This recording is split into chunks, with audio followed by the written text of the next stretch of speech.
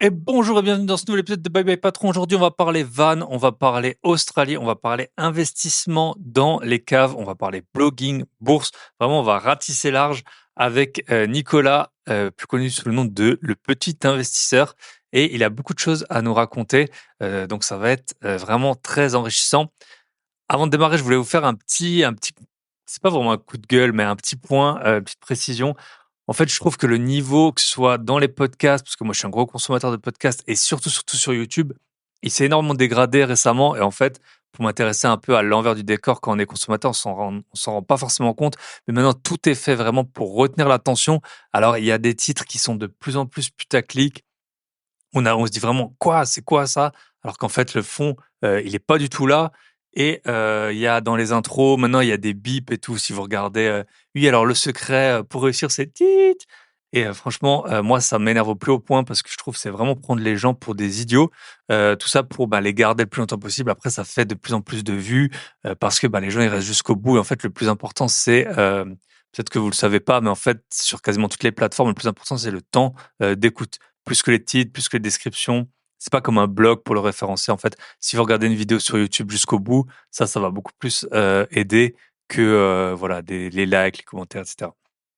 Donc moi, je vais tout faire pour éviter ça. Pour l'instant, on verra si à un moment vraiment il y a plus d'écoute, je vais devoir un peu succomber peut-être à ça. Heureusement, le podcast c'est pas du tout ma source de revenus principale. Donc, je vais essayer, voilà, de prendre soin de vous comme j'aimerais qu'on prenne soin de moi en tant qu'auditeur et en faisant pas n'importe quoi, en faisant pas juste me faire perdre mon temps et puis être tout le temps dans le sensationnalisme, c'est un peu épuisant. Donc, ça c'était le premier point.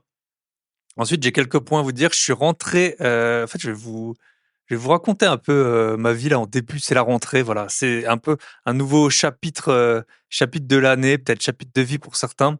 Je suis rentré d'Amérique du Nord et en fait, je voulais quand même vous c'est un point qui a été abordé par plusieurs, youtubeurs, podcasteurs et tout ça. Puis je me disais toujours: «Ouais, ils abusent et tout», mais en fait, ça m'est arrivé, ça m'était presque arrivé l'an dernier et ça m'est, je pense, vraiment arrivé cette année. En fait, avant de partir, j'ai un peu, je pense, frôlé, voire même je suis rentré un peu en burn-out de toutes mes activités.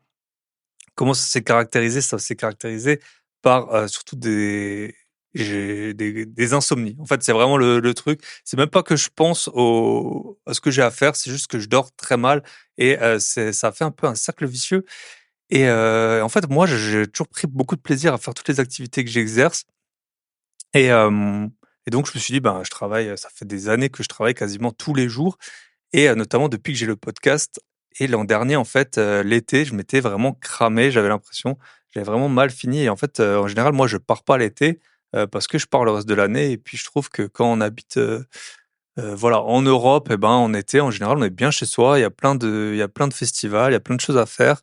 Les vacances, c'est là où ça coûte le plus cher de partir donc je m'étais dit: «Bah, l'an dernier, je vais rester chez moi». Cette année, je me suis dit: «Attention, attention, l'an dernier, tu t'es quasiment cramé, vraiment j'ai fini assez épuisé l'été», donc je me suis dit: «Bah, cette année, je vais partir, ça va me faire du bien» et en fait, je pense que du coup, ben, le fait de partir, j'ai reproduit, je pense, exactement ce que j'avais fait l'an dernier au moment de l'été et en plus, bah, sauf que quand on part et ben, on a beaucoup de choses à régler, que ce soit avant et bah, surtout avant de partir.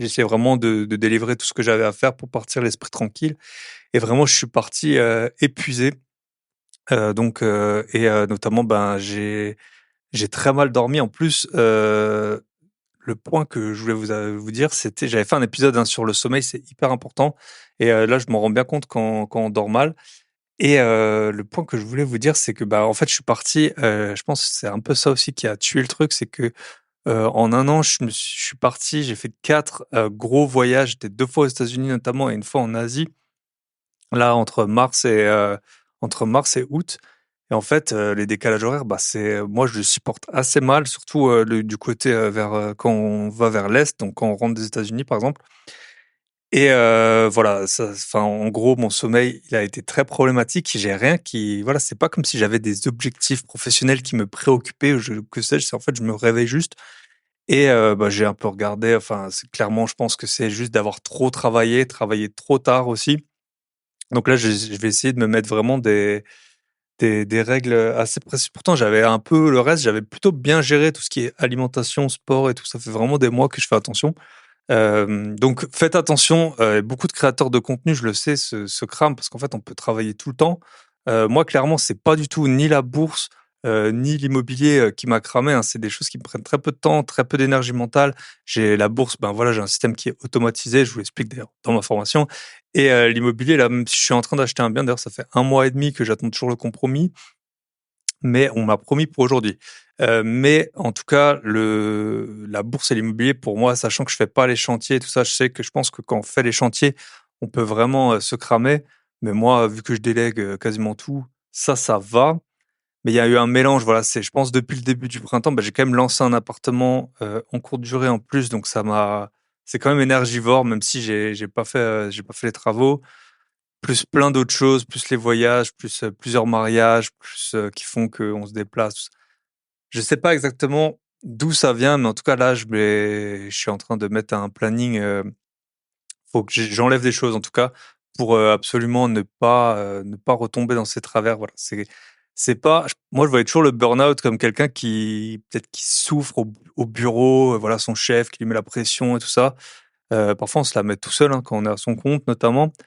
Et puis je voyais aussi quelqu'un qui détestait son métier et moi en fait vraiment, ce que je fais, à part, il y a quelques trucs autour du podcast qui sont un peu embêtants, tout ce qui est vraiment de poster, de mettre les descriptions, les améliorations du son, tout ça, c'est un peu, voilà, ça c'est pas les trucs, aussi tout ce qui est autour du site internet, c'est pas vraiment ce qui m'amuse le plus.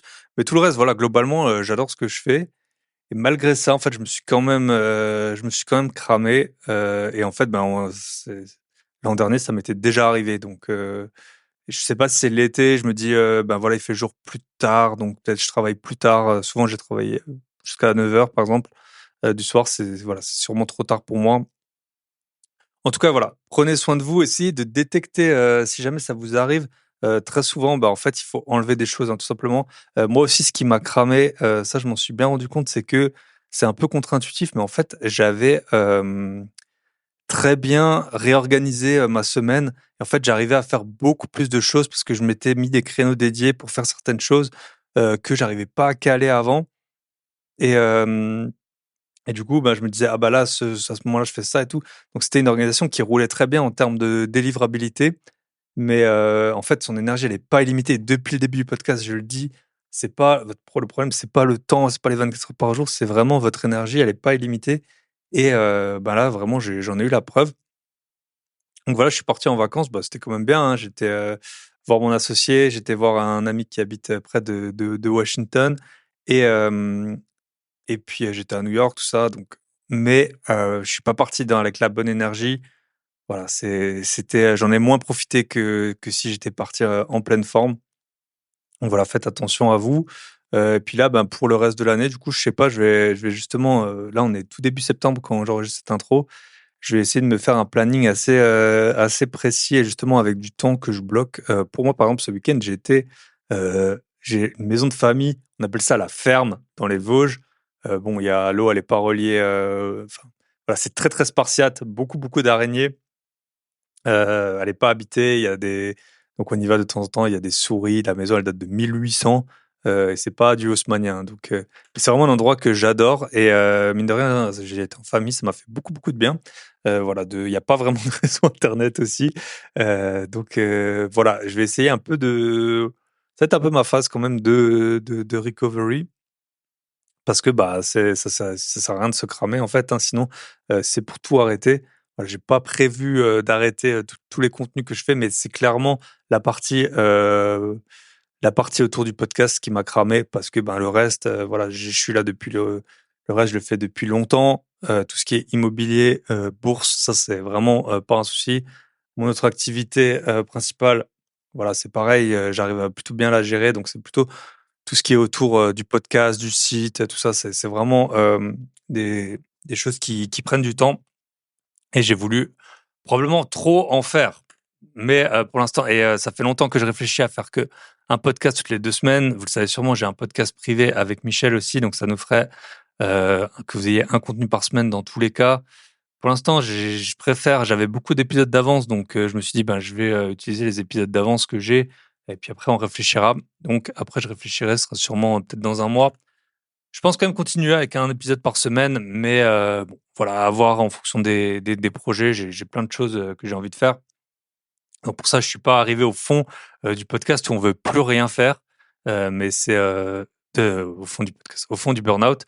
Mais, je suis arrivé, je pense, j'ai vraiment frôlé, la limite, donc je vais faire très attention à moi, à mon énergie, et notamment, je voulais vous dire, en fait, parce que nous, on est toujours un peu, et puis moi, bah, je suis le 1er à faire ça, hein, être dans la motivation et tout. Et là, j'ai lu un livre, ça m'a fait du bien, ça s'appelle alors franchement, le titre, il est pas en fait, le titre, il est pas très représentatif, mais quand même, le livre, il s'appelle «Un esprit bof dans un corps pas ouf». Alors autant le corps, bah, j'essaye de vraiment de reprendre soin en ce moment, mais voilà, je trouvais, le livre, il est assez intéressant sur un peu le c'est pas du tout de baisser ses ambitions ou quoi, mais ça remet un peu, l'église, au milieu du village. Notamment, ça parle, pas mal de la chance et quoi qu'on en dise, quoi qu'on veuille, la chance, c'est un point qui joue beaucoup, en fait, sur la réussite. Qu'on le veuille ou non, hein, c'est comme ça, il y a une bonne part de chance. Parfois, on a été précurseur. Parfois, par exemple, moi, une fois, j'ai rencontré un libraire qui m'a dit qu'il a vendu son premier livre sur internet. Je crois que c'était en 1996, enfin, avant Amazon. Voilà, et puis lui, il a toujours, quelques librairies, mais il en a pas tant que ça. Donc il y a un mélange de bonne réussite et de chance. Donc c'est pareil pour les gens qui ont acheté, peut-être de l'immobilier il y a 30 ans ou 20 ans à Paris, ou même dans des villes qui ont explosé dans l'ouest de la France. Voilà, on peut pas dire que, celui qui a investi, je sais pas moi, dans une ville qui a fait, x3 en France, sans qu'il y ait forcément d'industrie en plus, c'est vraiment juste l'offre et la demande. Il a été meilleur que quelqu'un qui a investi dans une ville, qui a pas forcément, beaucoup bougé. On a toujours, voilà, qu'on a le journal de la veille, qu'on se dit: «Ah bah oui, bah c'était sûr, il y avait ci, il y avait ça, il y avait ci». Oui, mais en fait, il y a quand même une grosse part de chance. Nous, c'est pour ça aussi qu'on achète que des biens qui sont rentables tout de suite parce que, bah, justement, au moins le facteur chance, on compte pas dessus. Mais en tout cas, il y a toujours une petite partie de chance, de rencontre, d'opportunité, voilà. Faut être un mix faut être prêt quand, la chance se présente à nous, mais aussi une petite partie de chance. Donc voilà, ce livre, il m'a fait un peu du bien, voilà, moi qui est toujours, consommateur de de livres et de formations, pour m'améliorer. Là, ça m'a fait un petit lâcher prise. Voilà, c'était une bonne parenthèse sur le sujet, mais je voulais quand même, vous la faire et et franchement, petite parenthèse dans la parenthèse, les Vosges, quand il fait beau, franchement, c'est un des plus beaux endroits du monde. J'ai beaucoup voyagé, vous le savez sûrement. J'étais en Australie, j'étais au Japon, j'étais au Brésil, j'étais, aux États-Unis plusieurs fois, j'ai été, en Islande. Franchement, les Vosges, le col du Honeck, pour ceux qui connaissent, quand il fait beau, c'est vraiment un des plus beaux endroits du monde. Et puis c'est chez soi. En fait, c'était ça. Moi, je suis parti un peu épuisé comme je vous l'ai dit, en Amérique du Nord. Et en fait, avoir toutes les choses différentes, tous les produits qui sont différents, toutes les panneaux sur la route, tout ça, je pense quand on est en mode découverte et tout, c'est vraiment un truc qu'on adore. Et moi, le premier. Mais là, retourner, voilà, être en France, les gens ils parlent français, heu, on connaît les produits, on prend pas un truc franchement la nourriture en Amérique du Nord, mais c'est un enfer, tout est tellement sucré, gras et cher souvent, heu et là voilà, on a les produits, on les connaît, on peut même manger du Munster et voilà, c'est les bonnes proportions, c'est les bonnes doses, c'est pas ultra sucré, c'est pas quelque chose, voilà, qui nous demande, bon, le Munster, c'est pas tous les jours, mais c'est pas, on peut manger des bons produits et mine de rien, ça fait du bien.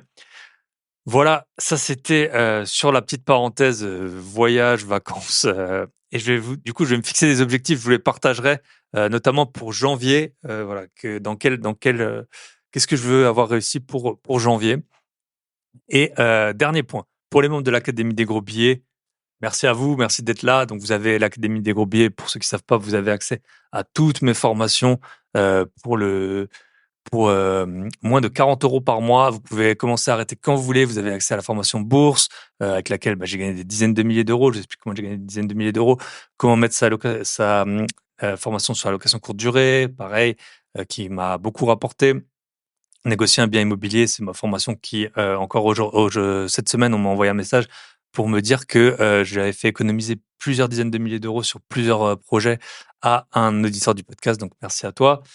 Vous avez aussi accès à, là, je sors régulièrement des vidéos sur, l'utilisation de l'intelligence artificielle vraiment en pratique quand on est investisseur immobilier aussi dans sa vie de tous les jours. Je vous ai d'ailleurs fait une petite vidéo sur, quand on est en vacances, comment on peut se servir de l'IA.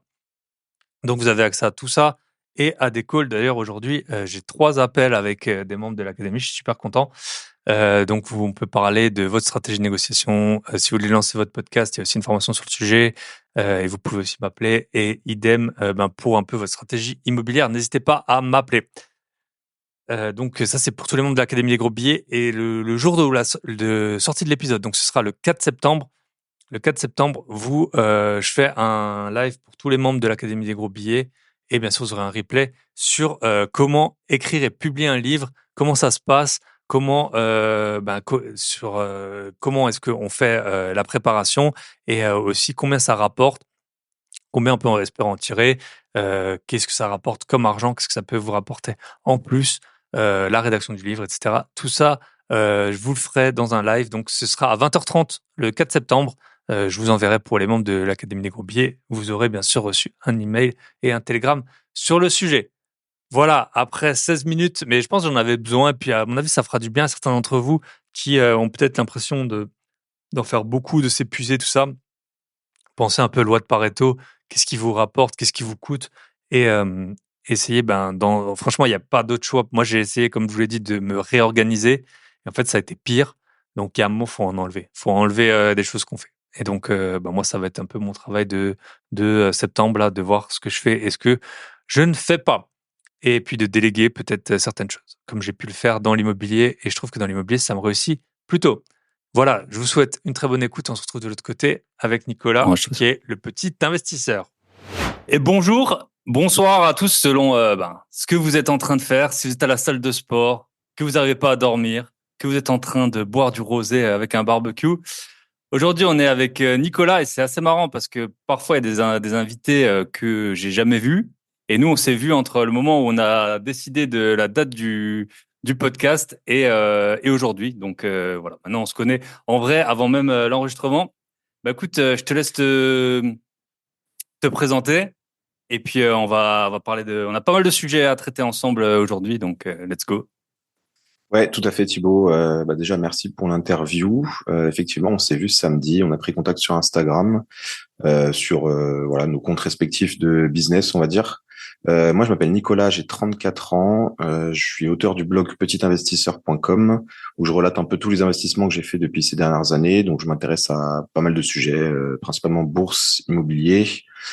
Tout ce qui touche aussi à la retraite anticipée, donc le mouvement FIRE et ce genre de mentalité, on va dire. À côté de ça, par contre, je suis salarié, je suis ingénieur en électricité et donc j'ai un travail du lundi au vendredi, on va dire normal, quoi.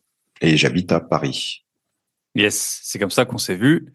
Je sais pas quand l'épisode paraîtra, sûrement ça fera long d'ici à ce qui paraisse quand on a fait l'événement, mais en tout cas, on a fait un événement samedi, c'était top. Bah écoute, pour démarrer, bah tu sais, j'aime bien le podcast s'appelle Bye Bye Patron. Bah toi, t'en as parlé en plus de la retraite anticipée, mais j'aime bien que les invités racontent un peu un job ingrat qu'ils ont pu faire un peu dans leur jeunesse. Peut-être comment est née la graine, ou même plus tard, comment est née un peu la graine du Bye Bye Patron, du Fire et tout ça dans ton esprit. Donc je te Alors laisse moi, attaquer. c'est pas relié l'un et l'autre. C'est arrivé quand j'ai lu La semaine de 4 heures en 2018, où j'ai compris qu'en fait on pouvait travailler moins et gagner moins, enfin et gagner autant voire plus. Donc là, il y a eu un déclic quand même en 2018 grâce à ce bouquin. Sur les jobs ingrats, donc en fait, il parle de mini-retraite aussi dans le bouquin. Et je suis parti en Australie assez vieux, du coup, à 33 ans, donc l'année dernière. Je suis parti en permis vacances-travail en Australie. Et là-bas, tu fais des jobs ingrats. Pour le coup, c'est Souvent vraiment... dans l'agriculture et tout ça, hein, Ouais, alors j'ai évité ou un la peu construction. l'agriculture, la construction plutôt. Ouais, alors la construction c'est plutôt bien payé, mais sinon le pire c'était d'entre-deux où en fait on devait mettre des tapis dans un salon d'exposition. Donc faut imaginer un salon d'exposition immense. Et là t'as 40 backpackers qui arrivent, il faut mettre des tapis collés Ils font 1 m² chacun et en fait, faut mettre, chacun prend un tapis et le Des pose à milliers, côté, quoi. quoi. Ah, c'est des milliers de tapis. Yes. Et toi, t'es juste bon en fait à porter les tapis et à les coller un par un, quoi. Et après, il y a des mecs derrière qui viennent les scotcher ou qui viennent les remettre droit. Et quand il y en a un qui est pas droit, du coup, ça décale tout et tout le monde Comme le se fait carrelage. Comme poser du engueuler. carrelage. Ouais, Parce qu'il n'y avait pas les mètres laser, là, qu'on ouais. Puis connaît. en plus, t'es payé à l'heure, quoi. Donc, en gros, on te dit Ok. quand est ta pause. Tu travailles alors, des fois, c'était des roulements 6-14 ou 6-11. Et en gros, si t'es pas là à 6 heures, tu te fais engueuler. Et si t'es à 10h58, t'as déjà ton manteau, tu te fais engueuler aussi. Ok. Donc voilà, après l'avantage c'est que tu es payé à l'heure et du coup c'est un bon moyen de faire un petit complément de revenu. Mais voilà, je pense que c'est la pire expérience que j'ai eue en travail, quoi. Être Ok. payé à l'heure sur un truc qui n'est clairement pas intéressant. Yes. C'est intéressant, justement, cette histoire de payer à l'heure. Je sais que je sais plus, j'avais entendu que historiquement, en fait, ça avait beaucoup amélioré le PIB des pays et tout quand on a commencé à les payer un peu non plus à l'heure, contrairement à ce qu'on pourrait refaire maintenant, mais que justement, on disait que tu avais du travail en continu parce que sinon, les gens, ils travaillaient super lentement pour justement passer plus d'heures et puis revenir le lendemain pour décharger les bateaux et tout. Et 2 points. Bah, déjà, la semaine de 4 heures, moi, c'est aussi le livre qui m'a un peu ouvert les yeux sur tout ça. J'avais déjà 2 appartements à ce moment-là, mais c'est vrai que j'avais pas du tout vu ça en mode retraite anticipée. C'était plutôt une activité. Et puis en fait, c'était à voir ce que ça fera plus tard. Donc, beaucoup de personnes parlent de Père riche, Père pauvre. Moi, c'est pas du tout un livre qui m'a transcendé parce que justement, j'avais lu la semaine de 4 heures. Mais je pense que c'est un peu aussi le premier livre qu'on lit qui t'ouvre un peu à ce monde qui est le plus marquant. Et le point sur le permis, peut-être qu'il y a des personnes qui sont plus jeunes que moi ou qui s'intéressent. Sur le permis, c'est quoi, vacances-travail? Ouais, permis Souvent, c'était vacances-travail. jusqu'à 30 ans. Enfin, moi, j'avais en tête que c'était 30 ans. Est-ce qu'ils ont changé?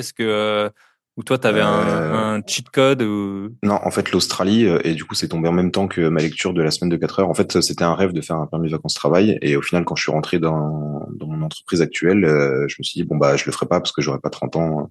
Enfin, en gros, 30 ans, ça sera trop tard, quoi. Et en Hmm. 2018 ou en 2019, l'Australie a passé le PVT à 35 ans.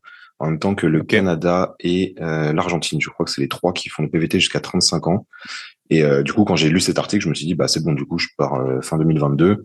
Voilà, j'ai pris un congé sabbatique de 11 mois dans mon entreprise. Et donc, quand je suis revenu, j'ai retrouvé mon poste. Mais ils l'ont prolongé, ouais, à 35 ans en 2018 Ok. ou 2019, donc avant le Covid. Yes. Trop bien. Donc, bah, si vous avez moins de 35 ans et que c'est votre Ouais, rêve, c'est encore possible, ouais. yes. Attention au serpent brun, par contre. Hein. Ça, dans la construction, moi, j'ai un pote qui a travaillé là-bas et puis il m'avait montré une vidéo d'un serpent. Alors, c'était pas un serpent brun, mais que ça faisait 2 heures qu'il était sur un chantier. C'est vrai que nous, on n'est pas habitués. Et puis à un moment, il a levé, je sais pas, des gravats. Il y avait un énorme serpent. Donc Ouais, ouais, voilà. moi j'étais dans les villes, ça va, mais oui, il y a Ouais, dans les des villes, ouais, choses ça va. intéressantes. Yes. Et t'es parti on peut en parler avec ta femme, je pense, non? Vous étiez Oui, à... ma copine, ouais. Je suis parti avec ma Ok. copine. Donc elle avait un peu moins de congés que moi, mais en gros, oui, je suis parti tout seul 2 mois au début, et après elle m'a rejoint. Et là, on a acheté un van en Australie parce que c'est un pays où il faut une voiture. Et si tu peux Hmm. dormir dans ta voiture, c'est mieux parce que le Parce que c'est logement, hyper c'est cher. vraiment très compliqué. Ouais, c'est très compliqué. Des fois, c'est plein, des fois, c'est très cher. Des fois, il faut changer tout le temps.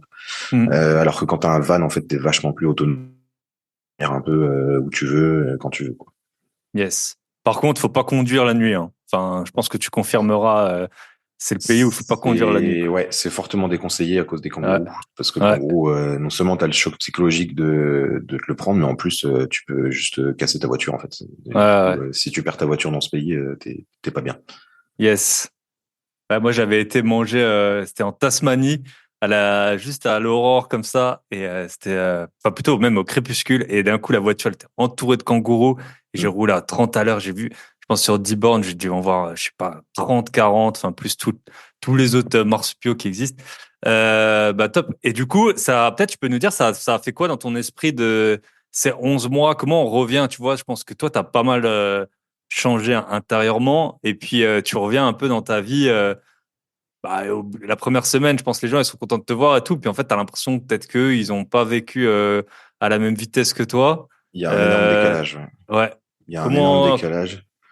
Comment je l'ai vécu? Bah, franchement, on va pas se mentir, je l'ai mal vécu, hein, le retour, hein. Je pensais pas du tout que ça me ferait cet effet-là. Surtout qu'en plus, en Australie, la vie est pas facile, en fait, parce que t'es toujours en train de galérer pour, des fois pour manger, pour dormir, pour te faire des potes, pour trouver du travail. Donc, t'es quand même loin de ta zone de confort et tout. Et là, je me suis dit, bon, Paris me manque quand même. Au bout du 8 mois. Au bout du 8 mois, Mhm. vraiment, il y a un déclic qui te dit, bon, là, ça me manque. Mais l'Australie, tu peux pas revenir comme ça, quoi. Tu sais que si tu rentres, tu repars pas.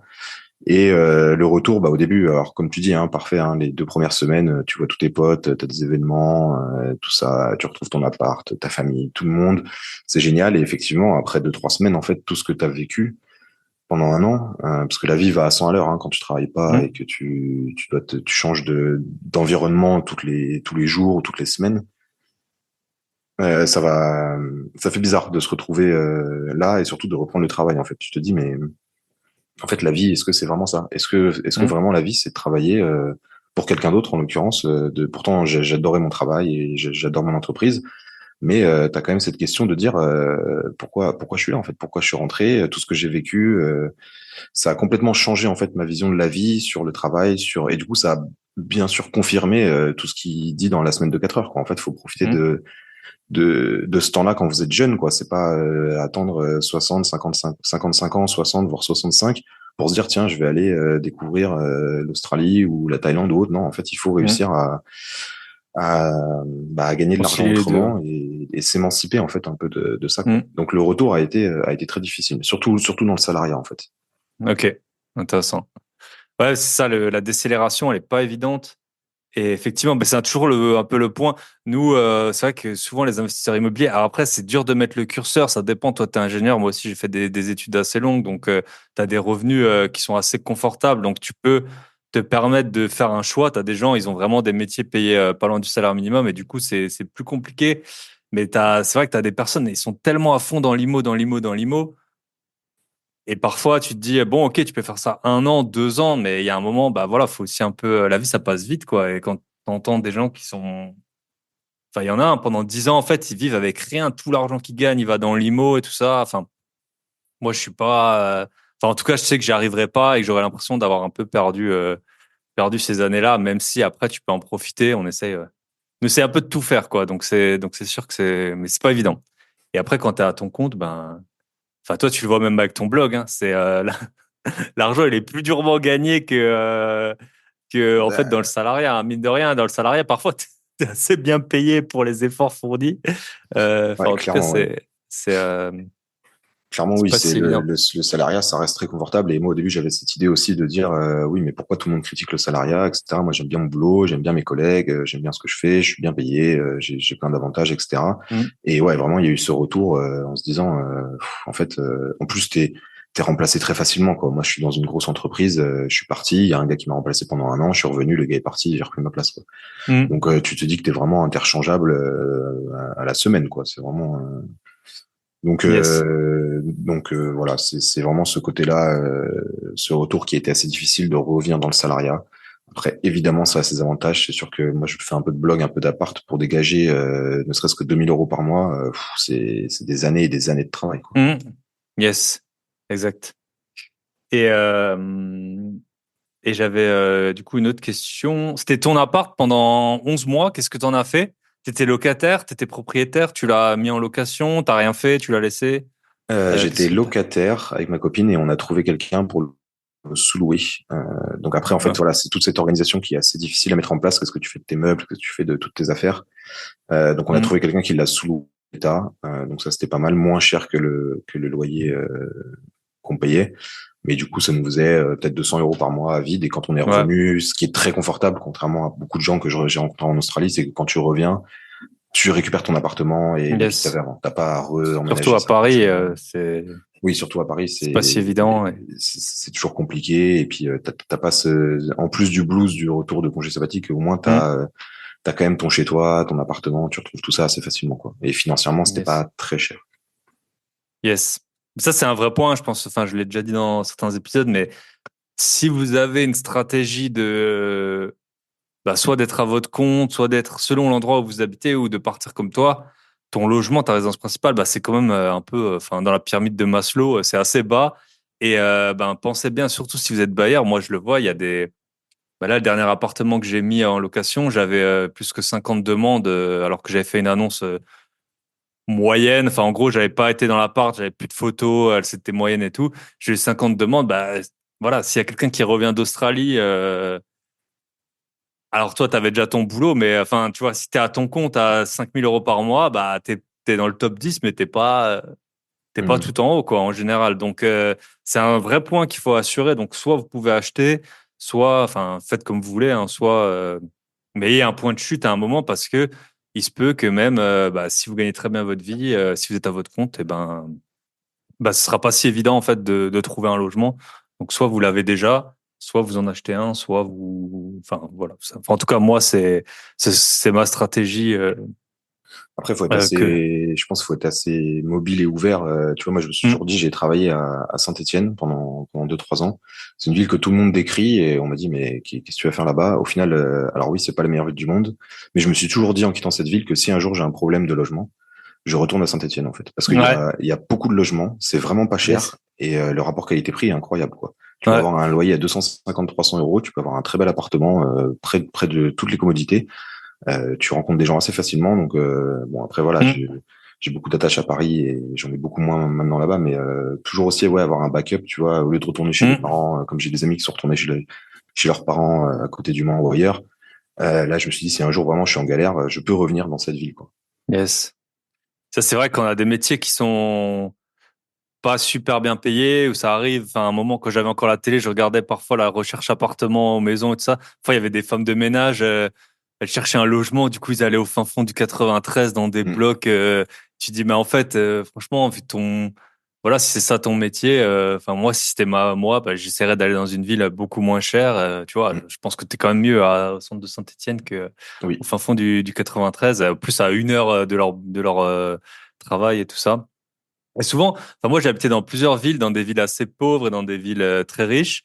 Et en fait, souvent les avantages et les inconvénients, ils s'équilibrent, hein. Quoi qu'on en Mm. dise, il y a des gens, moi je connais des gens qui ont acheté des Porsche qui se sont fait limite mal voir, enfin mal servir et tout, alors que, enfin dans d'autres villes, si tu peux aller au resto, t'es déjà bien vu, quoi. Donc, il y a toujours un peu les points positifs et négatifs qui s'équilibrent, à voir ceux qui te conviennent ou non, quoi. Mais si t'es dans une ville chère, ben voilà, les gens autour de toi, souvent, ils sont bien éduqués et tout, mais voilà, si un resto étoilé, ben tu vas pas pouvoir y aller dans la semaine, tout le monde va y aller, tout le monde va connaître ça, donc c'est un peu le... Ouais, c'est ça, bah, le tarif est important et Ouais.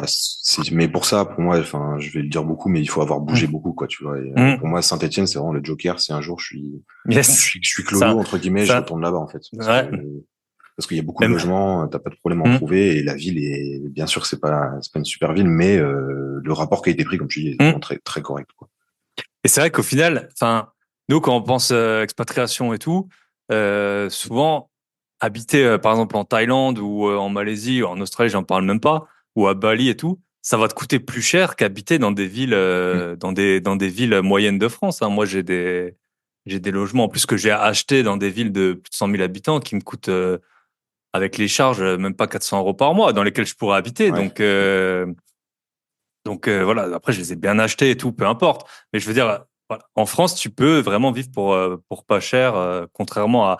Alors après, tu peux aller au fin fond de l'Argentine, au fin fond de l'Indonésie et tout, mais les gens qui s'expatrient, c'est pas pour aller dans un village. Ouais, le but Donc, c'est si d'en tu veux... profiter un peu quand même, Ouais, quoi. voilà, c'est ça. Et donc, si tu veux habiter dans une capitale européenne, même en Bulgarie ou quoi, ça va pas te coûter moins cher qu'habiter à Saint-Étienne.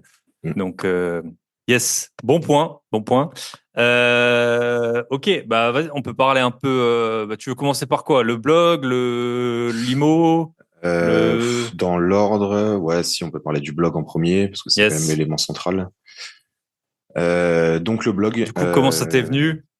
Les comment blogs, ça ça m'est marche venu? encore. Est-ce que ça marche encore les blogs à Ça l'heure de marche encore. YouTube et tout? Il faut savoir s'adapter, mais oui, Ouais. ça marche encore. Et en fait, enfin, tout le monde le dit. Alors, évidemment, ça marche moins bien qu'il y a 4, 5 ans, mais les gens font encore des recherches sur Google, surtout sur certains sujets où en fait ils ont besoin d'un écrit de se poser un peu plus longtemps sur ça. Enfin, tu vois, je prends l'exemple de ma copine a un blog voyage, moi j'ai un blog sur les finances. Le blog voyage, quand tu vas passer 2 semaines à Bali, par exemple, ou autre, tu vas aller voir des blogs en fait. Tu vas pas aller Mm. voir une vidéo YouTube, tu vas aller voir des blogs. Et moi, sur l'investissement, ce qui marche bien, c'est les avis sur les courtiers. Et pareil, les gens, ils ont besoin de capture d'écran, ils ont besoin d'être trop calmes pour lire ça, et non pas une vidéo où d'un coup tu vas avoir du business, après tu vas avoir des chats sur Instagram, puis après tu vas Mm. avoir autre chose, tout un tas de sujets différents, et du coup tu retiens rien en fait. Alors que le blog, tu vas lire un Yes. article, 2 articles, et ça vient de la recherche organique sur Google, sur téléphone ou sur ordinateur d'ailleurs. Il y a vraiment les deux. Donc oui, ça marche encore. Après, c'est plus dur, c'est de plus en plus dur, je trouve, avec ce qu'il y a. Mm.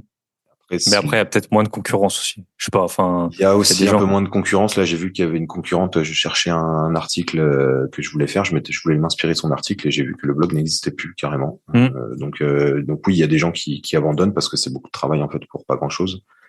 Et moi, comment ça m'est venu? Bah encore une fois, la semaine de 4 heures. Hein. C'est vraiment, ce livre a été pour moi. Je le dis tout le temps et on se fiche de moi à cause de ça, mais ce livre a changé ma vie clairement. Mm. Et où en fait il t'explique que bah sur Internet, enfin qu'il existe du travail que tu peux faire sur Internet, donc tu peux le faire où tu veux, quand tu veux, et que bah tu peux en fait gagner ta vie sur Internet, et tu peux, comme on disait, vivre dans un endroit où tu vis avec 1 000 euros par mois, quoi. Que ce soit la Mm. Thaïlande ou Saint-Étienne, moi j'arrive à vivre avec 1 000 euros par mois dans ces 2 endroits. Et donc en fait il te dit que ta liberté elle tient qu'à 1 000 euros par mois, et que du coup si tu fais ça, si tu fais un business sur Internet, tu peux y arriver. Bon, les années passent, 2018, 2019, je me dis, il faut que je crée ça, il faut que je crée ça. Et mars 2020 arrive ce que tout le monde sait, le Covid. Et là, je me retrouve X semaines chez moi, enfin, j'étais avec ma copine, mais en gros, sans boulot, quoi. Hein. Mm. J'avais pas de travail à faire, quoi. Et là, je me suis dit, bah, c'est l'occasion. Et là, pendant 10-12 heures par jour, pendant 3 semaines, je lance le site, je commence à me former un peu sur tout ce qui est SEO, donc comment ressortir dans les résultats de recherche, comment écrire un article, paramétrer ton site, etc.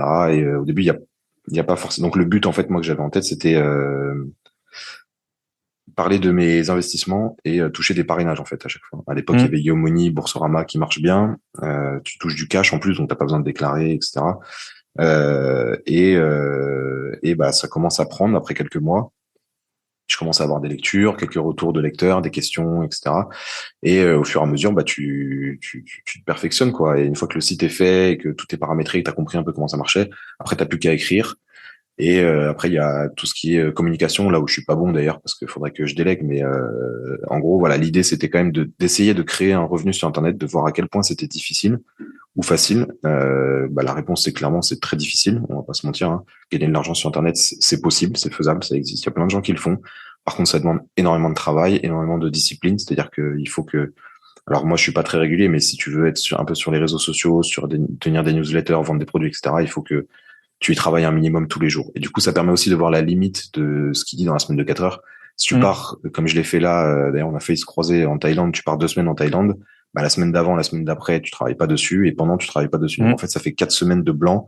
Et là, tu vois tes résultats qui chutent, et t'as beaucoup moins de lecteurs, t'as beaucoup moins de questions, moins de commentaires, moins de trafic en fait tout simplement, et Mm. donc par conséquent moins de revenus. Donc en fait il faut quand même toujours remettre du charbon dans la machine, et après c'est plaisant parce que c'est ton blog et c'est toi, et quand tu gagnes de l'argent sur internet, t'as quand même une sensation assez unique, hein, on va pas se mentir. Même si c'est pas Mm. grand chose, bah voilà, ça te paye un resto, des fois des petites vacances, ce genre de trucs. Donc voilà, le but c'était de gagner de l'argent avec les parrainages. Et après, ce qui est venu, c'est que du coup, tu as des marques qui te contactent pour faire des articles sponsorisés. Tu peux aussi créer des produits. Enfin, après, tu te renseignes en fait sur comment monétiser au mieux tout ça. Mm. Et après, bah, avec beaucoup de travail, tu arrives à ressortir des choses intéressantes et à exposer un peu ce que toi tu fais en termes d'investissement, quoi. Yes. Super intéressant. Et je pense, ouais, ça, c'est un peu le point. Enfin, moi, qui gagne aussi un peu d'argent sur Internet, le ratio horaire par rapport à d'autres choses, surtout par rapport à l'immobilier, ça paye 100 fois moins bien à l'heure, quoi. Faut dire qu'un investissement immobilier à l'heure passée dessus. Après, bon, voilà, on le fait pour plein de raisons. On aime bien partager. Et puis, c'est sûr que parfois aussi, il faut voir ton temps.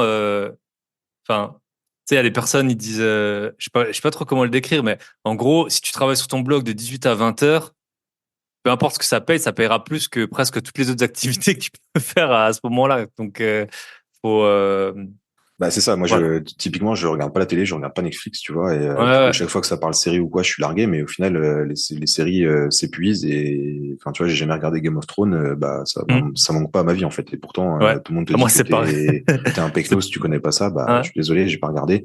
Et voilà, je préfère mettre mon temps à profit là-dessus. En plus, ça te détend, ça te focus un peu, Hmm. ça t'apprend des choses aussi. Ça te fait Hmm. rencontrer des gens, hein, c'est comme ça que Hmm. qu'on en est là aujourd'hui. Voilà, tu vois, on a fait samedi un apéro, puis ça te force aussi à réfléchir sur ta stratégie. Tu vois, là, on va parler de bourse. Voilà, quand j'écris des articles bourse, quand j'écris quelque chose, je me dis, attends, est-ce que j'applique vraiment ce que je suis en train de dire ou est-ce que je peux peut-être encore progresser? Yes. Ou tu vois, des fois, je dis à mes lecteurs, bah voilà, là, j'ai fait cette erreur-là il y a quelques années. Maintenant, tu vois, on va prendre l'exemple du CAC 40 qui vient de chuter là avec les législatives. Bah moi, j'ai racheté tout de suite en fait, parce que Hmm. tu perds 8% en une semaine, tout le monde panique. Et en fait, c'est là avec les années que tu apprends que en fait non, c'est là qu'il faut acheter en fait. Hmm. Yes. Ouais, ouais. Et ça, c'était moi un peu ce qui m'est arrivé avec le Covid, c'était que moi, j'étais investisseur boursier depuis bien avant. Du coup, quand le Covid est passé par là, alors j'ai pas vendu, mais je me suis pris, enfin au début, c'était moins 25%. Enfin, c'était quand même Ah, plusieurs même dizaines de milliers plus. d'euros Ah oui, oui. qui s'étaient envolés. Et en fait, il y a beaucoup de gens qui sont rentrés à ce moment-là, et tant mieux pour eux, et du coup, qui ont eu des résultats spectaculaires. Moi, j'ai continué déjà mon DCA, donc c'était déjà pas si mal. Mais c'est vrai que j'étais sur des newsletters et tout boursières et il y en a une notamment qui disait bah vas-y c'est en gros c'est maintenant ou jamais quoi. Après bon t'as l'IMO, enfin chacun fait un peu comme il peut et comme il veut. Mais c'est vrai qu'en fait c'était bah maintenant on sait a posteriori que c'était là où il fallait charger la machine. Après bien sûr tu sais la législative on savait en plus que c'était pour pas longtemps. Là, parfois le Covid c'était plus dur de savoir. Mais c'est un vrai point de. En fait, t'essayes vraiment d'appliquer. Enfin, moi, en tout cas, dans la bourse, c'est vrai que c'est vraiment ce que j'ai réussi à. T'arrives à tirer des leçons du futur, mais du passé, mais il faut quand même te poser les questions de temps en temps. Ah, est-ce que là, je suis pas en train de faire la même erreur que j'ai déjà fait, quoi. Parce que ça peut arriver assez facilement, quoi. Donc, très bon point.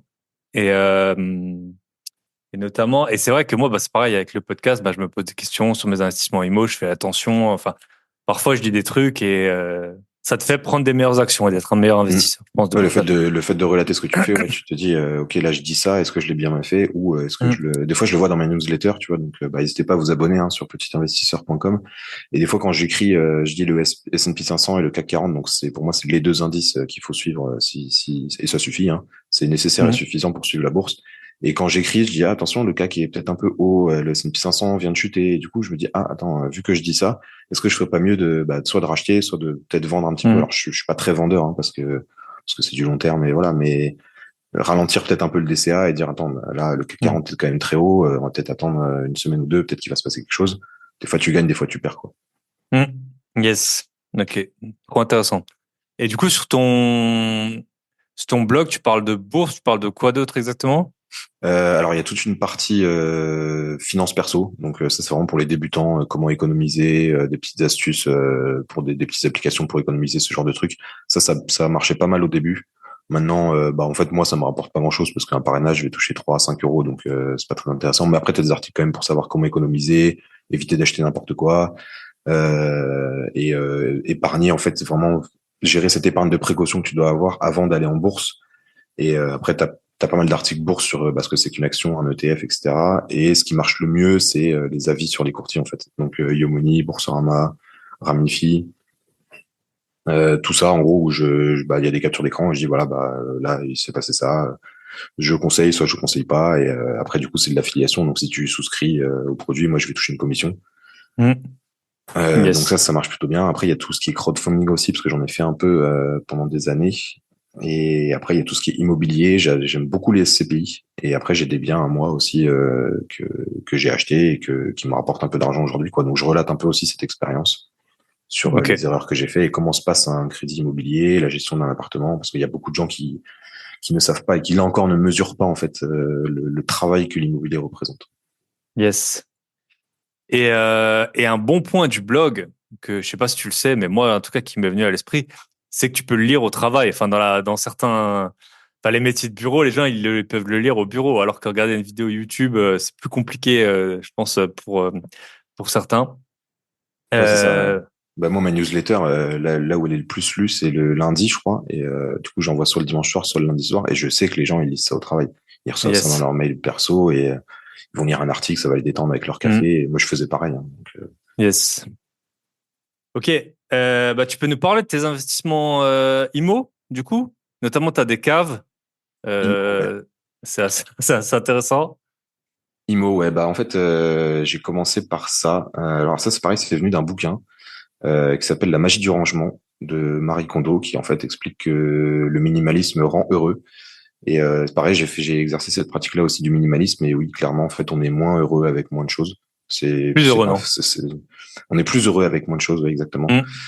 Je l'ai vu en année sabbatique, je l'ai vu partout. En fait, moins t'as de choses et je pense que plus tu seras heureux.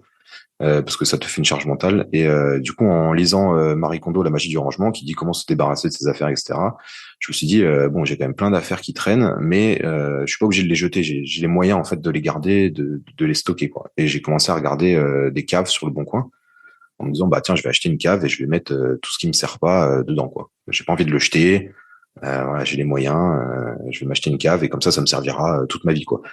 Et donc je tombe sur une annonce. Donc ça c'est en 2018. Encore une fois, là où je lisais beaucoup. 2018, je tombe sur une annonce, une cave dans le 10e arrondissement, à côté de chez mes parents. Et je me dis bon bah il y en avait deux, dont une louée. Et je me dis tiens mais le gars il loue des caves. Et donc j'y étais. J'ai acheté les deux caves, 10 000 euros je crois. Donc pas très cher. Et au final bah ouais je les ai mises en location et finalement bah ça fait un petit revenu. Et, euh, et après, j'en ai racheté plusieurs. Donc là, aujourd'hui, j'en ai Ok. 5, toutes dans Paris, 12e et 10e principalement. Et j'ai rebondi sur ça parce que tu as fait un podcast avec Anthony, je crois, Mm. où lui aussi, il parle de ça, en fait. Et c'est vrai Yes. que c'est un investissement assez atypique, mais bon, la somme de départ est faible. Comme il dit, t'as pas de problème de locataire. Bon, une fois que tu l'as trouvé, hein, ça peut prendre quelques semaines. Mm. Une fois que tu l'as trouvé, bon, c'est des petits montants. Les gens, ils sont pas très regardants sur l'état de la cave. Hein, ils vont stocker des conneries. Donc voilà. Et finalement, bah, tu touches une renta à 7-8%, peut-être voire plus, quoi. Mm. Ça dépend de combien tu l'as payé et combien tu l'as loué, évidemment. Donc voilà. Et donc ça marche plutôt pas mal. Après voilà, tu dépends de la fiscalité immobilière, tu dépends. Là, il y en a une, bah, des premières que j'ai achetées, il y a des gros travaux de rénovation dans l'immeuble. Du coup, les charges ont fait x10. Donc là, pendant un an, en gros, elles vont rien me rapporter. Ça va juste payer mes charges. Ok. Voilà, ça c'était le début, donc c'est bien pour commencer, etc. Après voilà, plus tu t'y connais, là j'en ai revisité deux l'autre jour et voilà, après tu sais un peu plus ce que tu veux pas, les Mm. accès principalement, bah, les étais dans l'immeuble, etc. Donc c'était un bon début. Après voilà, Ok. c'est pas ça qui te nourrit. Clairement, voilà, Et c'est c'est vrai que ça. c'est un bon. Enfin, moi, longtemps, j'étais pas pour les garages, par exemple. Enfin, je Mm. trouvais. Enfin, c'était peut-être limitant, ou je sais pas, mais je me suis dit, ouais, tu prends un prêt sur 20 ans pour un garage. Dans 20 ans, moi, je pense qu'il y aura des voitures autonomes, enfin, et qu'après, on n'aura plus le droit de conduire. Enfin, ça, c'est ma théorie. Je sais pas si elle est vraie ou pas, mais en tout cas, je m'étais dit, ouais, enfin, je sais pas, j'y crois plus tout ce qui était anti-voiture et tout. Mais en fait, j'en ai acheté plusieurs avec des apparts c'est souvent loué pour stocker des affaires. Et c'est vrai que c'est un super bon plan parce que c'est pas cher. Les gens, ils ont des affaires auxquelles ils tiennent dedans, donc ils vont quand même te payer. Ils t'appellent jamais. Mm. Ouais, c'est un bon plan. Et C'est après ouais, moi je les ai achetés cash, j'ai pas fait de crédit parce qu'en fait à la base ouais, j'achetais un peu pour moi, tu vois, je me suis dit bah je vais ouais, mettre bien mes sûr. affaires à moi dedans. Et quand c'est pour soi, c'est pas idiot d'acheter cash, hein. Et Franchement, du c'est coup, une j'ai acheté cash parce que, en fait, voilà, d'où est venu le site aussi, c'est que, en fait, moi, j'ai commencé à m'intéresser à l'investissement en 2016 parce que, bah, mon livret A était plein. Hmm. J'avais un PEL plein aussi, que j'économisais depuis des années. Et au final, quand je suis arrivé à Paris, bah, je pouvais rien acheter, quoi, parce que les prix sont démesurés. Alors qu'à Hmm. Saint-Étienne, j'aurais pu acheter une maison carrément. Et là, je me suis dit, bon, bah, il faut que je fasse autre chose de mon argent, quoi. Et Hmm. du coup, quand tu commences à avoir du cash qui traîne, que tu en as un peu en bourse, un peu au crowdfunding, bah, après, il faut de l'immobilier, quoi. Hmm. Et du coup, Ok. ça a été un premier pas. Et après, bah, si on continue sur l'IMO, après, j'ai racheté un studio. Donc, les caves, c'est tout en nom Et, propre, et moi tu tout peux dire seul. ça se loue une cave à Paris à peu près? Ça dépend de la taille, je suppose. Ça dépend de la taille. Moi, ça va de 40 à 75 euros. Ok. Mais je pense que je pourrais faire plus. Mais bon, après, si c'est pour aller chercher 4 euros par mois de Hmm. plus. Enfin, tu vois, c'est pas... Voilà, je te dis, la renta, elle est autour de 10% brut, on va dire. Donc, Ok. par contre, pour un travail minime, quoi. Ouais. T'as rien à changer, t'as pas de chasse d'eau qui bug, t'as pas de problème de douche, t'as pas de problème de cuisine. t'as pas de problème parce que ça, on va y arriver, mais l'immobilier, c'est ce que tu dis aussi dans le podcast, quand tu commences à avoir beaucoup de lots, là, tu parles de 200 jours sur 365 où il va se passer quelque chose, quoi. Un peu de compta, une quittance de loyer, un petit coup de fil, une visite, un turnover, un truc. Voilà, ça se gère, et comme on disait tout à l'heure, le taux horaire immobilier, pour moi, il reste intéressant, même si c'est beaucoup de travail, ça rapporte quand même de l'argent. Mais voilà, quand tu dis 200 jours sur 365, ouais, moi j'ai que pas encore là, mais ouais, j'estime qu'en moyenne, on va dire lycée sur l'année, ça doit être quand même 2 heures par semaine de travail, quoi, de gérer les biens. Et encore, on est deux dessus. Yes. Ok. Et du coup, t'as acheté un studio, pas à Paris, je suppose? Si, j'ai fait l'erreur. J'ai fait l'erreur d'acheter un studio à Paris, parce que bah t'es influencé un peu par tes parents, t'es influencé par, bah t'as envie d'acheter à côté de chez toi, t'as envie d'acheter un petit truc, de commencer petit. Donc on a acheté un studio dans le 12e, qui est très mignon, mais qui était très cher finalement. Et en plus les loyers sont plafonnés. Il y a beaucoup de charges. Le problème de Paris, c'est vraiment les charges, quoi. Je paye quasiment autant pour un studio à Paris que pour un 4 pièces à Grenoble. Ok. Donc c'est presque incompréhensible. Donc la renta, voilà, clairement, on est plus on est à du 5% brut. En net, ça fait du 2-3%, quoi. Donc, et longtemps, il n'y avait pas de taxe foncière, ou quasiment pas. Puis là, ils ont quand même, elles ont pris un petite hausse l'an dernier. Il y a eu ça aussi, ouais. Et en plus, tu peux pas trop le répercuter sur les loyers parce que les loyers sont plafonnés à Paris. Et du coup, bah ouais, t'as une renta qui est au final, ouais, entre 2 et 3%, quoi, on va dire. Yes. En fait, c'est pas du tout un problème. Puis on choisit pas du tout où on est. T'as dit tes parents, ils sont à Paris. En fait, là, on était donc à Paris pour un événement IMO, et j'ai parlé à plein d'investisseurs donc, qui habitent à Paris pour la plupart. Et quasiment tous, ils avaient des biens, mais à l'autre bout de la France. Et je leur disais, mais comment, enfin, c'est la question que tout le monde se pose. Comment tu gères? Comment t'es arrivé là-bas? Alors, soit c'est coup de hasard, mais très souvent, et même moi, je suis originaire d'Alsace, bah, c'est là où j'ai le plus de biens. Bah, en fait, c'est vers chez tes parents, tu connais la zone, tu connais en plus, tu en profites pour aller les voir et tout. Mais toi, vu que tes parents, ils sont à Paris, et que toi, t'es à Paris, bah, t'as fait la même chose, sauf que ça coûtait vachement plus cher, quoi. Voilà, pas le choix. Yes. Et c'est vrai que bah, c'est ce que je conseille aussi sur le blog, là, sur les articles sur comment se lancer. En fait, idéalement, oui, c'est vrai que tu peux gérer des biens partout en France. Après, idéalement, si c'est à côté de chez toi, ça va être plus rassurant. C'est sûr, mieux. Tu vas y aller, ça va te rassurer. Et après, sinon, un autre truc, c'est que bah, nous, on a acheté à Grenoble. C'est bien d'avoir une ville que tu connais un minimum. Tu vois, j'ai pas été acheté à Reims ni à Amiens parce que j'ai jamais foutu les pieds et j'ai rien à y faire. Donc là, quand je vais à Grenoble, je connais quelques personnes.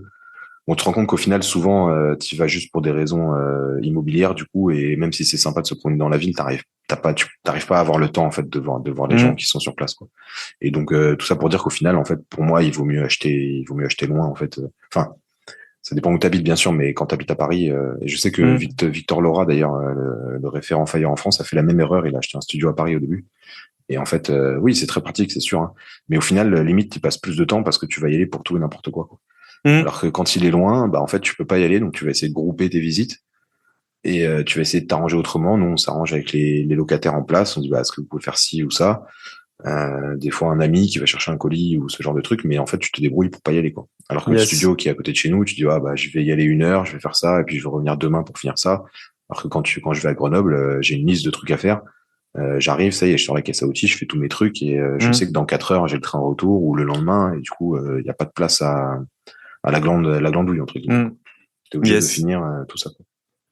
C'est très intéressant. Et moi, c'est vrai que les apparts que j'ai les plus proches de chez moi, c'est vraiment ceux dans lesquels j'ai le plus.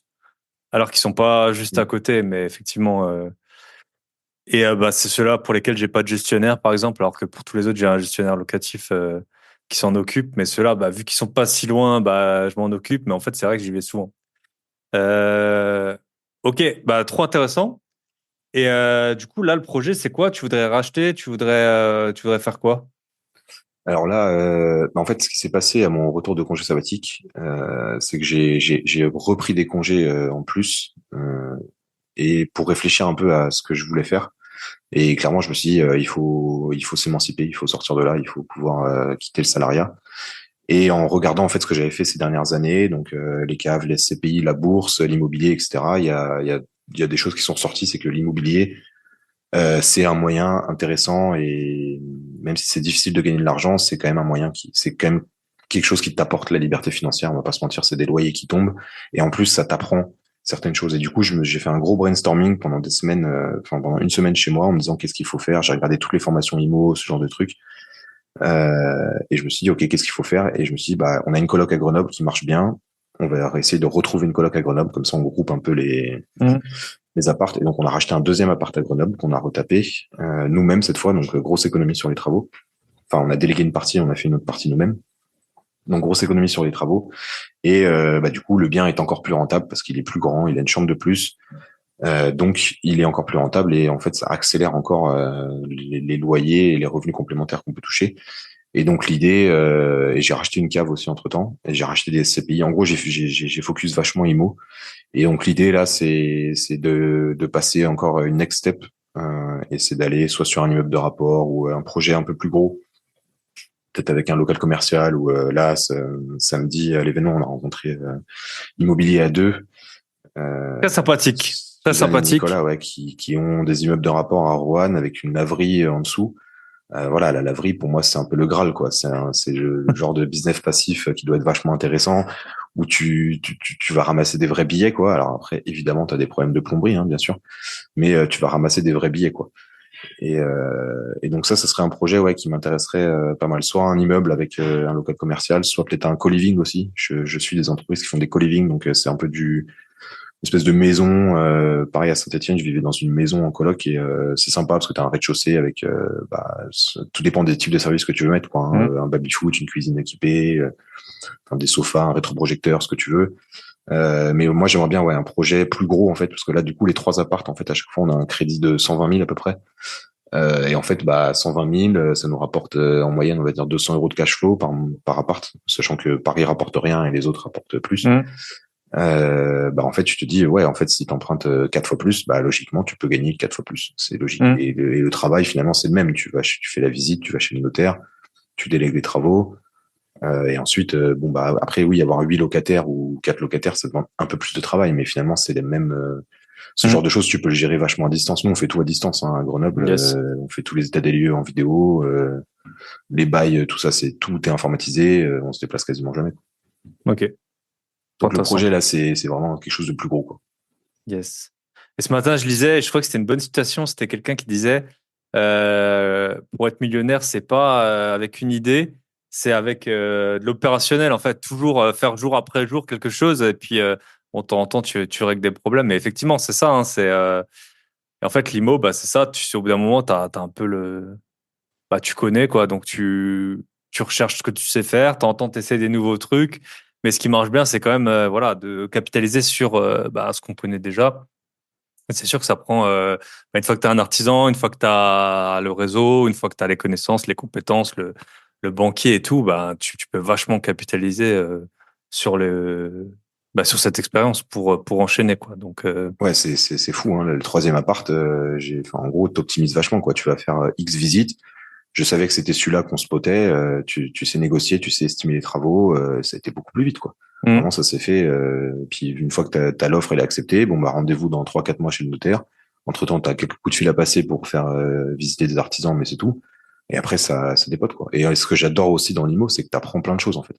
T'apprends hmm, à réparer des trucs, t'apprends à décorer, à réparer. Le jour, j'ai changé un chauffe-eau, tu vois, enfin, improbable, quoi. hmm, Tu vois, yes. t'apprends tout un tas de trucs. Tu vas chez Leroy Merlin et bah voilà, Ça, tu bosses pour toi, quoi. t'es beaucoup plus autonome, en fait, que dans ton métier de base. En fait, tu développes beaucoup plus de compétences, je trouve, que dans ton métier de base. Mm. Et, euh, Et qui vont et te même servir et après. qui te font gagner de Ouais, l'argent tout de suite, en fait. Ça te fait gagner de yes. l'argent tout de suite, quoi. Et c'est vrai que nous, ben, avec Michel, quand on achetait beaucoup, avec mon associé, on a acheté un appart et je sais plus quand c'était, ça devait être vers 2020, 2021 qu'on l'a acheté. Et en cumulé, à nous deux, on a passé moins d'1 heure dedans. Et il est loué depuis. Moi, je suis allé le voir, bah, je l'ai visité. Lui, il a fait venir l'artisan qu'on connaissait déjà pour lui dire il y avait deux, trois trucs à faire dans l'appart. Et puis moi, je suis allé le revoir avant de d'acheter.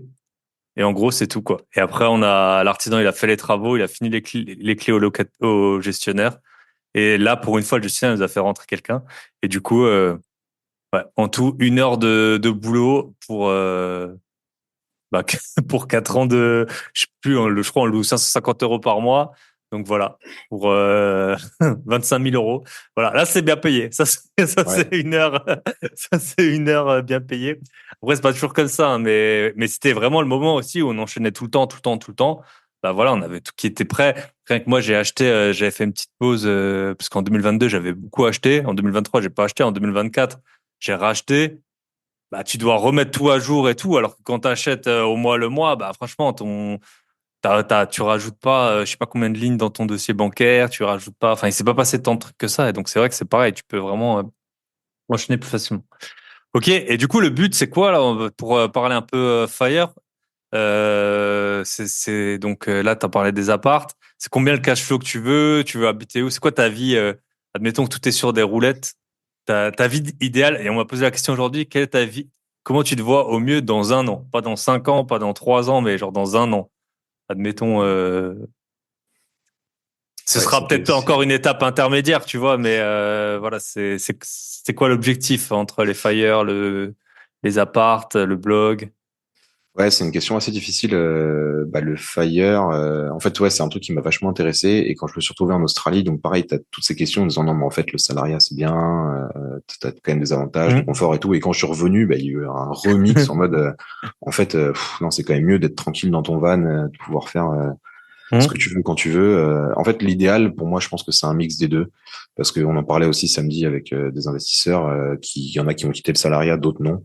Le salariat apporte quand même beaucoup d'avantages. C'est que tu as un cadre Hmm. où tu vas rencontrer des gens. Tu vois, vendredi, j'étais voir le match. Bah voilà, tu es avec les collègues, tu passes la journée ensemble. Tu sais qu'à Hmm. 16h, tu vas aller au bar et que voilà, c'est sympa. Tu vas rencontrer des gens. Tu vas apprendre des choses. Tu es payé tous les mois. Ressemble de la même chose. Tu as des vacances. Tu as des petits avantages à droite à gauche. Après, travailler pour soi, c'est aussi très sympa. Donc, du coup, le Fire, en fait, pour moi, il y a plusieurs solutions. Alors, au début, dans la semaine de 4 heures, il parle de RMC, le revenu mensuel cible. Donc, c'est en gros ce dont tu as besoin pour vivre. Moi, je l'avais mis à 2 000 euros. Là, je vais avoir un enfant bientôt, donc peut-être même un deuxième derrière, enfin, si tout se passe bien. Donc, 2 000 euros. Je pense qu'il faut rajouter 1 000 euros par enfant. Donc, il faut atteindre les 4 000 euros de revenus Pour ton complémentaires couple? pour... Pour toute la non, famille? juste pour moi. Ok. 4 000 pour moi. Du coup, c'est une vie confortable parce que après avoir beaucoup voyagé, moi je suis né, j'ai grandi à Paris. Même si cette ville elle a beaucoup d'inconvénients, j'ai quand même toutes mes attaches ici en fait. J'ai ma vie Hmm. ici, j'ai ma famille, mes amis, toute mon histoire. Donc je pense que j'aurais vraiment beaucoup de mal à quitter cette ville. Maintenant, pouvoir partir un peu quand je veux dans le sud, tu vois typiquement en juillet-août pour être sûr d'avoir du beau temps et faire la fête, bah peut-être que je serais mieux à Nice qu'à Paris. Mais du coup, je pense que le top, ça serait un hybride où tu restes salarié en fait à temps partiel. Pareil, je suis un gars, un blogueur, je sais plus comment il s'appelle, mais en gros, lui, il travaille 2 jours par semaine Hmm. et bah, il est content avec ça. En fait, il doit gagner 1 500 € par mois plus 1 500 avec ses apparts et la bourse, etc. Et du coup, il est content. Et du coup, ouais, peut-être un entre-deux où tu t'es à moitié salarié, à moitié sur tes apparts et tes business. Ou sinon, il y a une autre solution. J'ai un ami qui a fait ça, c'est se mettre à son compte en fait. Et du coup, en fait, tu passes Et, freelance. f- et facturer ta propre société. Et facturer voilà bah, tes Hmm. clients en fait, alors peut-être pas celle dans laquelle tu travailles, mais moi je suis dans les travaux ferroviaires par exemple. Bah voilà, je sais ce que je sais faire. Je sais qu'il y a des entreprises qui ont des besoins ponctuels. Alors après t'es pas facturé à l'heure, t'es facturé à la journée, mais après le problème de ça c'est que tu dépends beaucoup de la fiscalité. Et là on peut le voir, tu vois, voilà, il peut y avoir des changements politiques qui font que bah peut-être qu'aujourd'hui tu vas gagner 600 € par jour et que s'il y a un changement à l'Assemblée ou autre, tu peux vite passer à 400 voire 300. Et du coup, bon, peut-être qu'il vaut mieux retourner salarié ou Hmm. voilà, ça dépend de ça. Mais en fait, de toute façon, l'objectif final, c'est de pouvoir avoir le choix, je pense. Pour avoir le Yes. choix de dire, et tu vois, ce principe de mini-retraite, prendre, prendre 1 an de congé sabbatique ou prendre quelques mois. Là, j'ai déjà le projet en 2026 ou 2027 de prendre 3 mois, tu vois, avec des sans soldes, avec des congés, avec des récup, tout ça. Pouvoir prendre des mini-retraites et voilà, jongler avec ça, quoi. Ok. Top. Trop Et ça, intéressant. ça passe par l'immobilier, bien sûr. En fait, Hmm. on a beau ne pas aimer l'immobilier, enfin, il y a des gens qui vont critiquer l'immobilier, c'est sûr que ça te rapporte des loyers, en fait. Et en plus, tu Hmm. capitalises, donc le jour où tu revends, en plus, tu repars avec une grosse somme en plus. pour pouvoir réinvestir avec l'expérience que tu as et tout. Donc, en fait, l'immobilier, c'est vraiment un chemin qui te permet d'atteindre ça. Yes. Et vu que tu as un peu d'expertise justement sur la bourse, tu peux peut-être faire un peu le parallèle, les avantages, les inconvénients. Je pense que, enfin, Ouais, moi, je connais un peu la réponse, mais voilà, ça, c'est intéressant d'avoir la tienne. moi, j'adore faire ce comparatif parce que bah voilà, c'est les trois piliers, hein, la bourse, l'IMO et l'entrepreneuriat. La bourse, en fait, des fois, ça peut être agaçant, comme en 2022 ou en 2020 quand tu perds 40%. Ouais, tout à l'heure, tu disais 25%. Le CAC, c'est moins 40% en 2 semaines, je crois. Là, tu perds des milliers, des dizaines de milliers d'euros, quoi. Hmm. Et t'as intérêt à être OK avec ça. Et c'est ce que je dis. Là, je suis en train de créer un e-book pour mon site, là. Donc, peut-être par plaisir, on va voir si ça marche. Mais en gros, l'immobilier, t'achètes un appart à 100 000, bah, tu l'achètes en janvier. En mars, il va pas valoir 50 000, ni 150 000 Hmm. balles. Alors que en bourse, là, demain, il y a un truc qui va pas. Tu peux perdre, j'ai 80 000 euros sur mon PEA, et ils peuvent passer à 60 000 comme ça en quelques jours, quoi. Hmm. Donc, tu as intérêt à être OK avec ça. Et le problème de la bourse aussi, c'est que l'argent va être réinvesti. En fait, tu es dans des enveloppes, souvent le PEA ou l'assurance vie, qui font que tu as tout intérêt à réinvestir l'argent. Donc, en fait, tu vas pas en profiter directement. Après, c'est sûr que quand tu as des années comme 2023 où les indices font plus 20%, si tu as 100 000 euros, tu en gagnes 20 000, c'est sûr que c'est imbattable, sans rien faire en plus. Hmm. En plus, c'est ça, et je commence, quand je parle de la bourse dans mon e-book, je commence par ça. La bourse, c'est beaucoup plus simple que l'immobilier. Vraiment, c'est vraiment beaucoup plus simple. Tu peux devenir Contrairement à ce que beaucoup de gens, ouais. c'est marrant parce que tu vois, nous encore, on est investisseurs, mais tu as des personnes, et on en connaît plein, qui vont acheter par exemple une maison à construire, enfin l'achat de leur vie en gros, avec zéro expérience, tu vois, je sais pas, 400 000 euros pour un couple, ou et pour eux, et en gros, personne va dire que c'est vraiment risqué, tu vois, alors que pour Mm. moi, je trouve que c'est super risqué.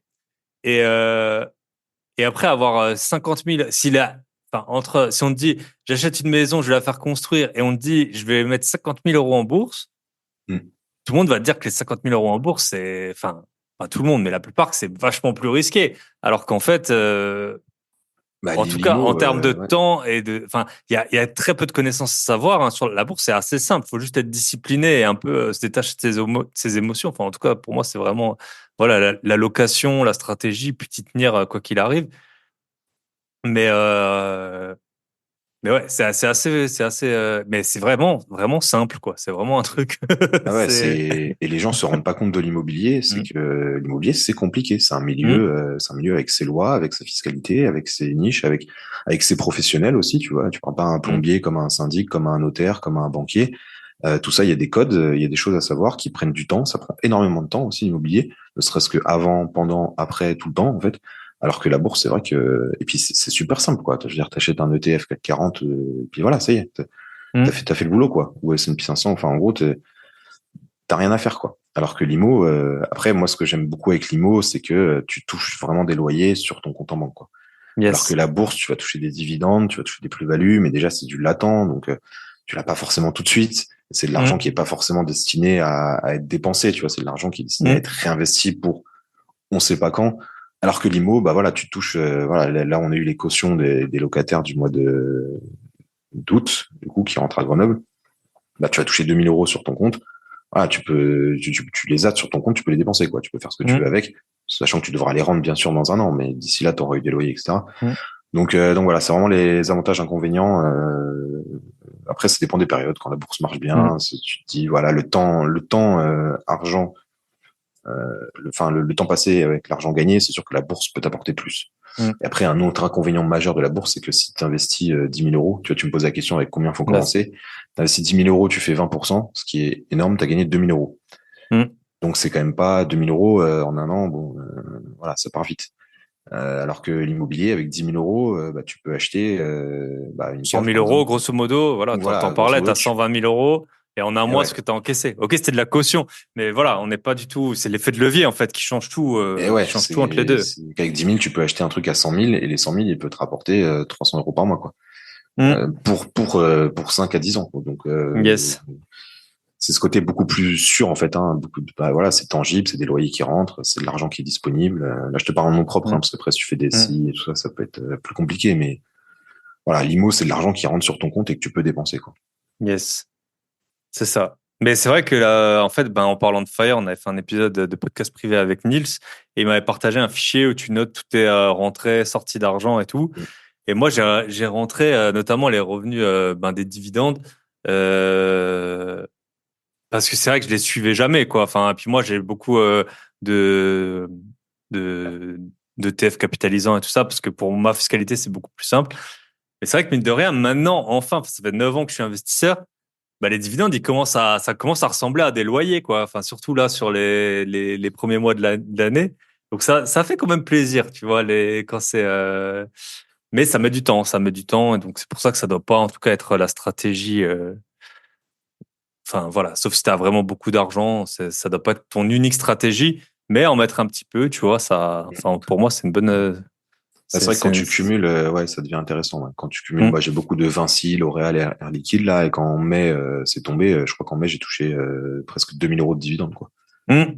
Donc Ouais, c'est là, sûr ça que commence à faire des chiffres, quoi. C'est oui, sûr. c'est sûr. Yes. Attends, je vais regarder tout de suite parce que j'ai un fichier aussi qui regarde ça. Ah non, 800. Mais bon, 800, ça, Ouais. Et avril quand t'as 400. pas d'emprunt, parce que c'est l'avantage, t'as pas Ah d'emprunt, oui, t'as oui, pas de non, taxe par contre, oui. foncière, t'as pas de travaux imprévus, t'as pas de, donc voilà. Faut faire, enfin en tout cas moi ma stratégie c'est de faire les deux. Notamment moi ce que j'aime bien c'est si t'as de la courte durée, tout le cash flow, enfin tu le fous tu le mets dans tes investissements boursiers et puis ça fait une sorte de boule de neige. Mais voilà. En tout cas, l'IMO, on en revient toujours là, hein. On en revient toujours à ça et c'est pas pour rien, hein. C'est pas pour rien. Si vous n'avez pas déjà 1 million d'euros en cash, c'est quand même le meilleur plan, quoi, je pense. Ouais, et puis en fait, c'est accessible à tout le monde, l'IMO, tu vois. On va Ouais. me dire que ouais, je sais pas quel business lancer, etc. L'IMO, c'est un truc qui a toujours existé, qui sera toujours. Mm. Hein, et du coup, en fait, c'est accessible à tout le monde, quoi. Alors oui, il y en a qui savent plus ou moins se servir d'un tournevis, mais bah, tu peux apprendre en fait comme tout le monde. En plus, maintenant, on a Mm. YouTube, enfin voilà, tu peux faire. Mm. Maintenant, tu vois, avant, t'imagines quand t'avais pas Internet, déjà les mails, t'avais pas, fallait se Mm. déplacer pour visiter. Maintenant, tu peux prendre des photos, tu peux prendre des vidéos. Tu vois, l'appart quand je le Yes. visite, je prends une vidéo, tu envoies ça à l'artisan, ça lui suffit lui, hein. Mm.